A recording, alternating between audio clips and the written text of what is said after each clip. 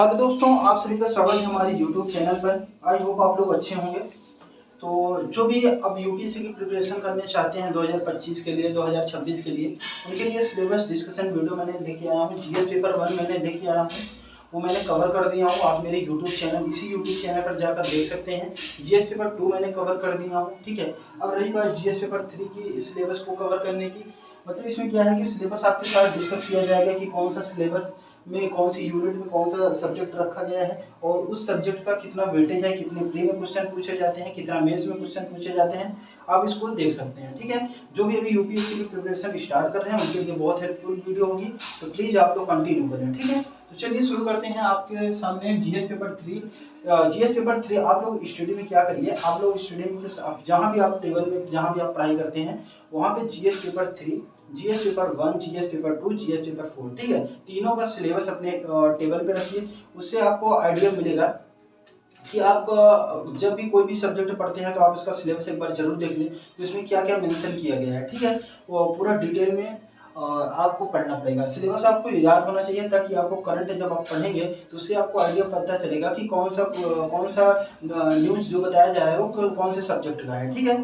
तो आप लोगों को सिलेबस पे जरूर ध्यान देना होगा। ये नहीं कि पहुँचते ही आप बुक वगैरह स्टार्ट करते, पहले आप सिलेबस को समझें। सिलेबस आप नहीं समझ रहे, किसी यूट्यूब से वीडियो देखिए, ठीक है। आपको सिलेबस पहले कवर करना है, प्लीज सिलेबस को समझना है। जब तक आप सिलेबस नहीं समझेंगे तब तक आपसे कोई मतलब ही नहीं होगा, ठीक है। आप समझ नहीं पाएंगे आपको सब्जेक्ट को। तो चलिए फिर स्टार्ट करते हैं। जीएस पेपर 3 में यूनिट 20 है। आप अगर सिलेबस की बात की जाए तो उसमें आप तो हम दिखाते हैं, एक सेकंड रुक जाइए।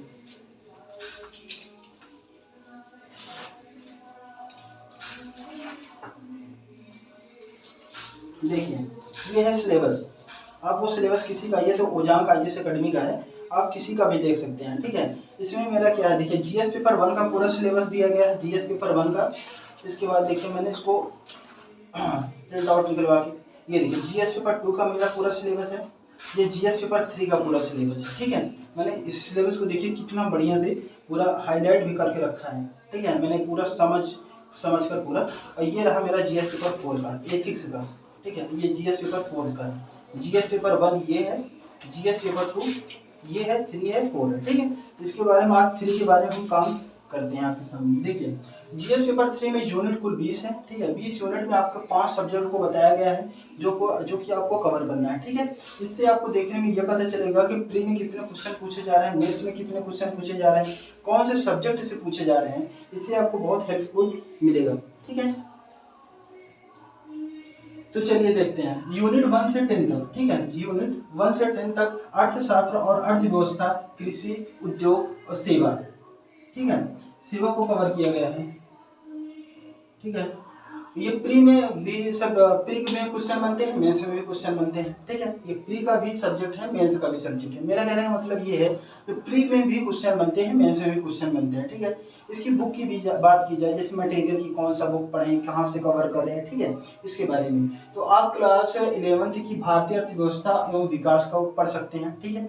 उसके बाद समष्टि अर्थव्यवस्था को पढ़ सकते हैं, क्लास 12th की एनसीईआरटी है। फिर उसके बाद बुक की बात की जाए तो अभी नितिन सिंघानिया की बुक बहुत बेस्ट है इकोनॉमी के लिए, ठीक है। इकोनॉमी के लिए नहीं तो आप सोचो कि आर्ट एंड कल्चर के लिए बेस्ट है, ठीक है। लेकिन इकोनॉमी के लिए भी नितिन सिंघानिया सर की बुक आ चुकी है, ठीक है। अब प्री की बात की जाए तो इसी सब्जेक्ट केवल यूनिट 1 से 10 तक से आपके प्री में 16 से 20 क्वेश्चन पूछे जाते हैं, ठीक है। अराउंड 16 से 20 तक। मेंस में 10 क्वेश्चन, 9-10 क्वेश्चन पूछे जाते हैं, ठीक है।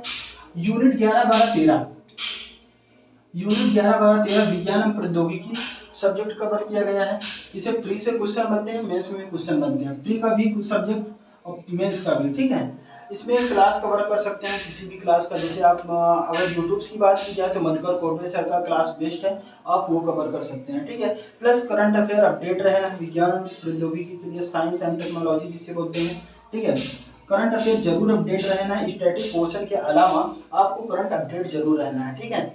मेन से 5 से 7 क्वेश्चन पूछे जाते हैं। जो प्री का क्वेश्चन पूछा जाता है अधिकतर करंट अफेयर ही पूछा जाता है। स्टैटिक पोर्शन कभी कभी एक आध क्वेश्चन पूछ लिया जाता है या 2 क्वेश्चन, बाकी स्टैटिक पोर्शन से क्वेश्चन कम और करंट अफेयर से क्वेश्चन ज्यादा बनते हैं, ठीक है। मेंस में 3 से 4 क्वेश्चन पूछे जाते हैं।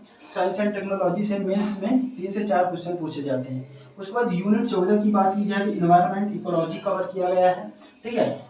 ये इन्वायरमेंट इकोलॉजी ये प्री का भी सब्जेक्ट है और प्री में current affair question, current based question ज़्यादा पूछे जाते हैं, मोस्ट इंपॉर्टेंट है, ये देखिए मैंने लिख भी दिया हूँ, इंपॉर्टेंट है। उसके बाद मेंस में क्वेश्चन बनते हैं, मेंस का भी है। इसको कवर करने के लिए क्लास 12 की जो बायोलॉजी की बुक आती है उसके लास्ट 4 चैप्टर, बायोलॉजी की जो बुक आती है क्लास 12 की 12 की बुक जो आती है उसके लास्ट 4 चैप्टर को कवर करना है अच्छे से। उसके बाद करंट अफेयर अपडेट रहना है, ठीक है। दूसरी बात 15 से 33 क्वेश्चन इन्वायरमेंट एंड इकोलॉजी से पूछे जाते हैं और मेंस में 1 से 2 क्वेश्चन पूछे जाते हैं। आपको इससे पता चलेगा कि कौन से क्वेश्चन कौन से सब्जेक्ट से कितना प्री में क्वेश्चन आ रहा है, आपको वेटेज भी पता चलेगा और सब्जेक्ट का इंपॉर्टेंट भी पता चलेगा, ठीक है। फिर उसके बाद यूनिट 15 में डिजास्टर मैनेजमेंट को कवर किया गया है, जैसे आपदा प्रबंधन सब्जेक्ट को बताया गया है उसके सिलेबस को। ये प्री में कोई क्वेश्चन नहीं बनता, प्री में इसका कोई सब्जेक्ट मतलब कोई भी क्वेश्चन नहीं बनता। मेंस का इसमें क्वेश्चन बनता है। इसमें बुक की बात की जाए तो आप बुक भी पढ़ सकते हैं, बाकी करंट अपडेट रहना है मैगजीन पढ़कर, ठीक है, मैगजीन बेस्ड है, ठीक है, कोई सा भी मैगजीन कोई भी, ठीक है। प्री में कोई इसमें क्वेश्चन नहीं बनता, मेंस में 1 से 2 क्वेश्चन हमेशा पूछे जाते हैं, ठीक है, कभी 1 क्वेश्चन कभी 2 क्वेश्चन डिजास्टर मैनेजमेंट से पूछे जाते हैं, ठीक है। आंतरिक सुरक्षा यूनिट 16, 17, 18, 19, 20 आंतरिक सुरक्षा जिसे इंटरनल सिक्योरिटी भी कहा जाता है। इसमें प्री से कोई क्वेश्चन नहीं बनते, मेंस में क्वेश्चन बनते हैं, ठीक है। इसमें आंतरिक सुरक्षा की अगर बुक की बात की जाए कि कौन सी बुक पढ़ें, ठीक है, तो इसमें टाटा मैकग्रा-हिल की बुक आती है वो कवर कर सकते हैं, प्लस करंट अफेयर अपडेट रहना है, ठीक है। करंट अफेयर का योगदान बहुत ज़्यादा है, ठीक है। प्री में कोई क्वेश्चन नहीं बनते, मेंस में 3 से 4 क्वेश्चन हर बार बनते हैं, ठीक है। तो ये रहा जीएस पेपर 3 का पूरा सिलेबस डिस्कशन। तो आप लोगों को बेस्ट लगा होगा। तो चलिए फिर मिलते हैं किसी नेक्स्ट वीडियो के साथ। आई होप आप लोगों को समझ में आया होगा। तो जो भी आपको क्यूरी है, जो भी जैसे नए एस्पिरेंट हैं, जो भी अभी यूपीएससी की तैयारी करना चाहते हैं, जो भी आप लोगों की कोई भी प्रॉब्लम हो या जो भी कर रहे हैं, जो भी इनकी कोई भी दिक्कत हो, जैसे करंट अफेयर कहाँ से कवर करें और भी कोई सब्जेक्ट है वो कहाँ से कवर करें, ठीक है, और शॉर्ट नोट्स कैसे बनाएं, जल्दी इसके लिए भी वीडियो भी आएगी। आप लोग जो कमेंट करेंगे उसके लिए मैं वीडियो जल्दी डालूंगा, ठीक है। और जैसे कई कई टॉपिक हैं, ज्योग्राफी का, इकोनॉमी का, इकोलॉजी का, कई कई टॉपिक भी कवर करते रहेंगे।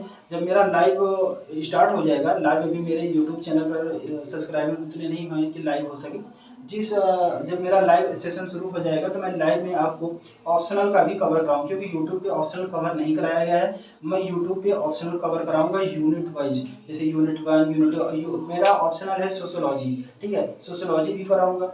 और ज्योग्राफी हो गया, एनवायरनमेंट हो गया, इकोनॉमी हो गया, पॉलिटी हो गया, ये सब लाइव होगा, क्योंकि इसमें एडिट करने में काफ़ी टाइम जाता है। हम भी यूपीएससी एस्पिरेंट हैं, इस वजह से हम एडिट वगैरह वाला सिस्टम नहीं करते हैं। तो ठीक है, मिलते हैं फिर किसी नेक्स्ट वीडियो में। Thank you so much love you all.